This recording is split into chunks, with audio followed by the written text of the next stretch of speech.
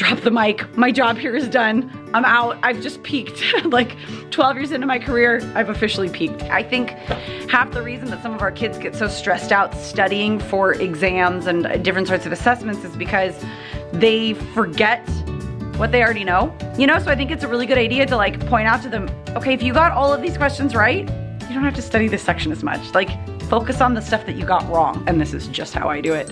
And I get really good results out of the kids, and it makes them hate Shakespeare less.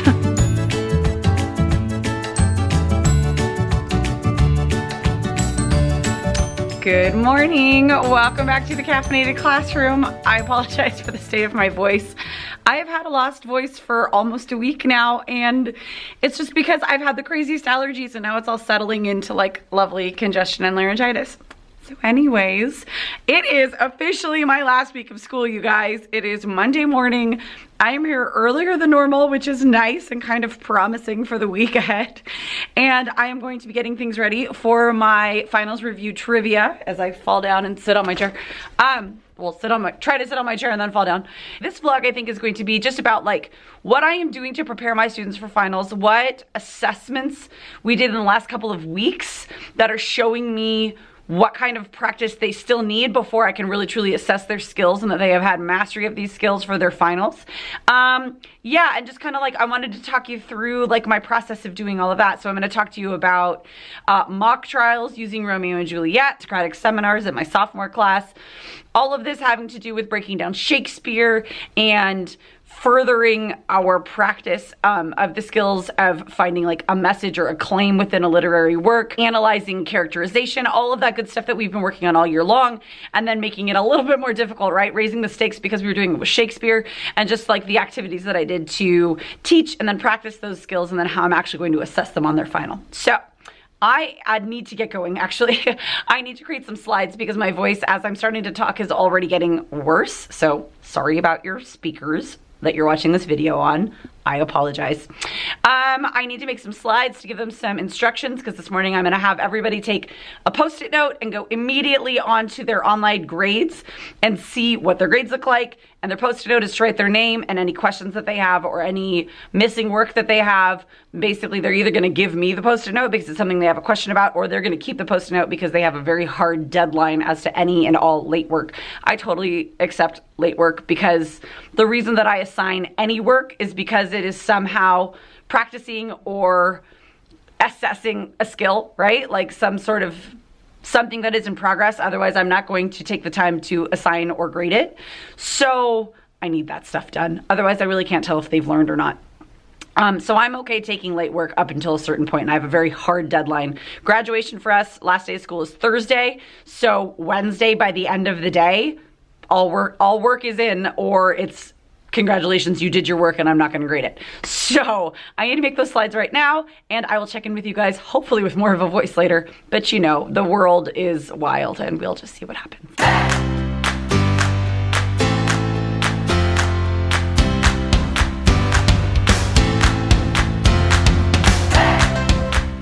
Okay, we're back. It is after school now. I worked straight through, oh gosh, look at that. I worked straight through my prep period, just getting things done, except that now that I'm walking around this room, and I'm going to give you guys a little mini tour in a moment, you're gonna see that it looks like a bomb went off in here because it is, you know, the last week of school and things are just getting a little crazy.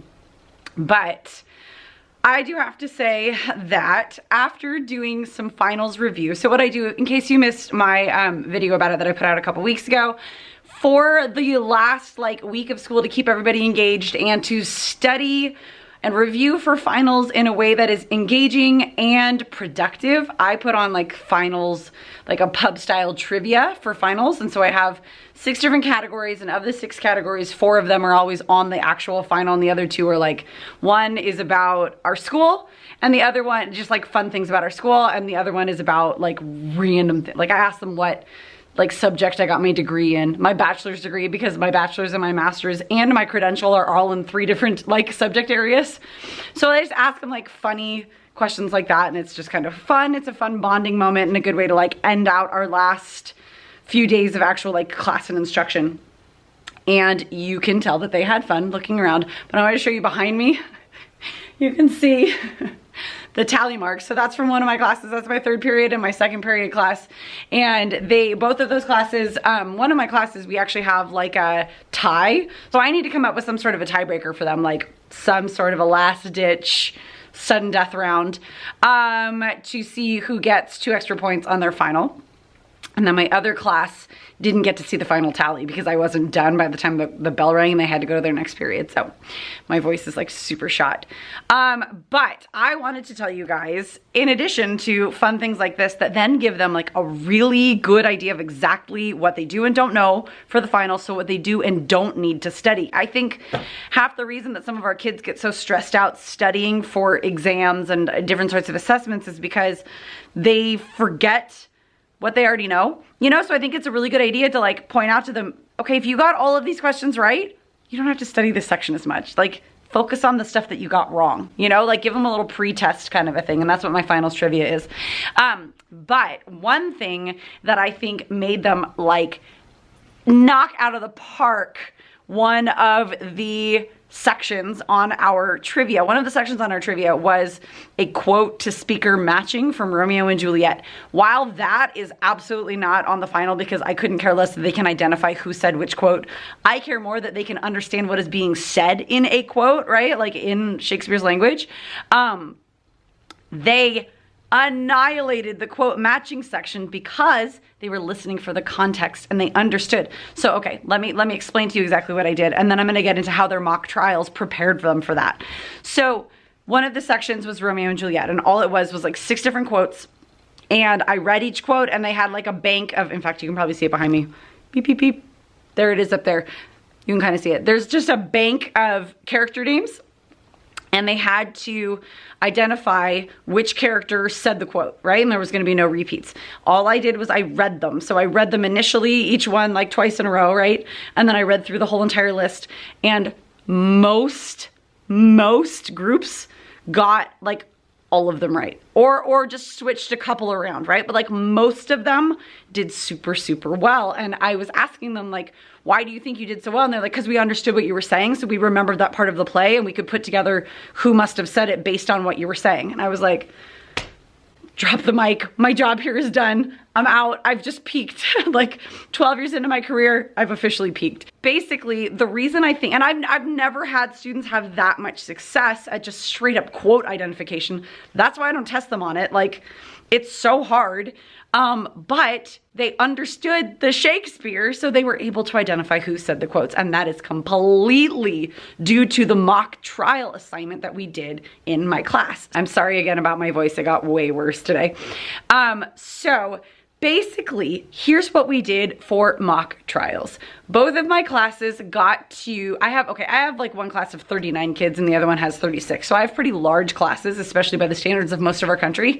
And that's like nothing for my school. So everybody watching from my school, I'm sorry that I had smaller classes this year. I guarantee you karma will make up for it next year and I'll have like classes of 42. But anyways, what we did was we had 2 separate trials for each class period. I have 2 sections of freshmen, so that resulted in 4 different trials.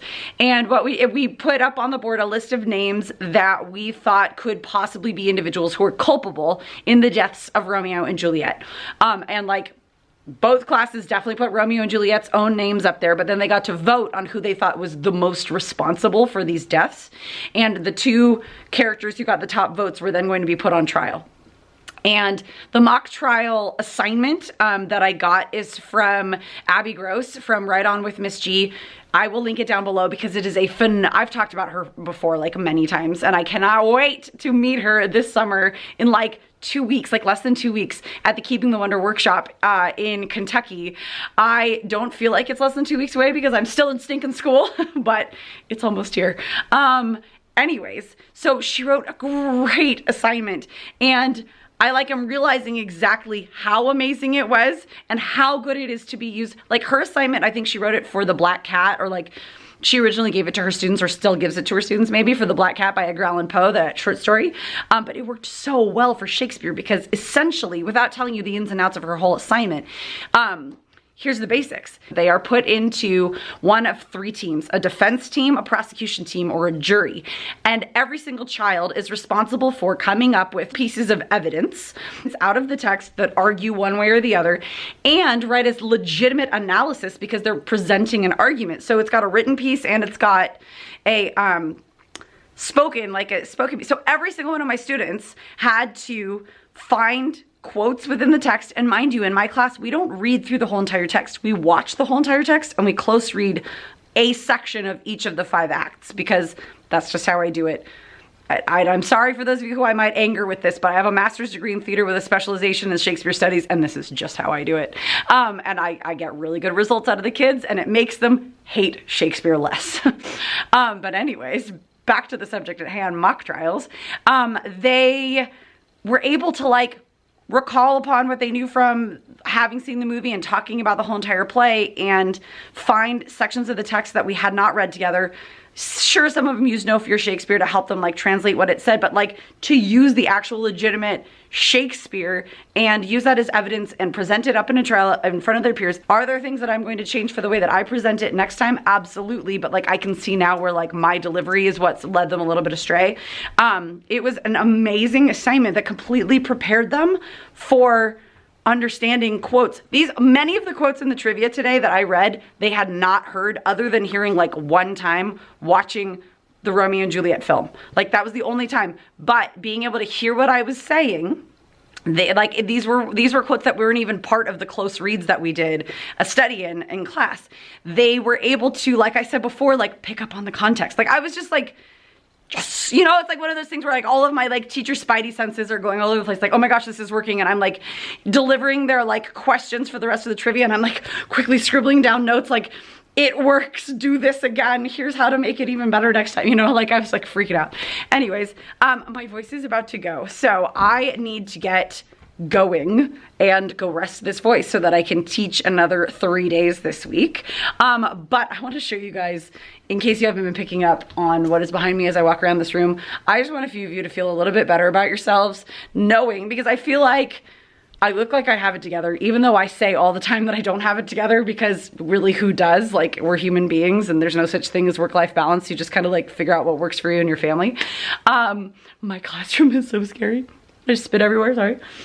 My classroom is so scary right now, so I want you to see that so that you can believe me when I say that my classroom is scary, and people are no, it's not. And I'm yeah, it is. Okay, we're just gonna start up here where I had to move my cabinet because I had an ant attack going on. What were the ants going after, you ask?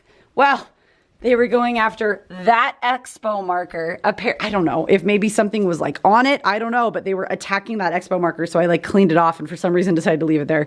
But if you just kind of take a little 360 of the room with me, my teacher desk area just gets scarier and scarier in the corners because I shove stuff. That side's not too bad. And then it starts to get into the madness. I have books to take back on a cart back there. I've got my own lunch randomly in the middle of the room. It's just, there's stuff everywhere. It's not, yeah, that's all work I need to hand back. That's just a box. I don't know. So I'm gonna have another vlog this week because I am 2 weeks behind. At the end of last week, I totally lost my voice. So I was gonna do this mock trial vlog and it just didn't happen because I was I can't talk. And now, well, I don't really have a choice. So I just have to keep talking anyway. So I thought, hey, why not? We are going to make some plans on exactly what I'm gonna change in this classroom for next year, because while I love it, and I really do love it, it's just one of those things, every classroom that you move into, every time you change things up in your classroom, every time you change things up in your curriculum, you realize, oh, I know how this can be a little bit more functional or a little bit more efficient or whatever it is. And so things are happening. I will give you one spoiler. That couch, getting the 86. Bye couch. It is so broken because I have had it since I was a brand new teacher here. It was in my first big girl apartment and my husband and I had it in our first house. The couch needs to go. It's so falling apart. I am excited to show you all of the plans and then to create a whole series this summer of revamping the things in here and showing the ideas and showing you how the things that I do in class are gonna come to life on the walls, and to hear what ideas you guys have, because half the ideas in this room came from your comments. So with that, if you've not already subscribed to my channel, please take a second to do so you don't miss any of the fun stuff coming. I'm also gonna do, I think later this weekend, maybe my summer book stack of like exactly what I'm gonna be reading this summer, and it's all like 95% YA because it's stuff I'm gonna be using in my classroom next year. So make sure you click the little bell if you don't wanna miss stuff like that, so you get alerts when I put up a new video. Expect a lot of fun stuff coming from me, voice or no voice, this week and for the next couple of months, because you guys, it is almost summer. And with that, I will bid you adieu. Thank you so much for watching. I will see you guys next time. Bye.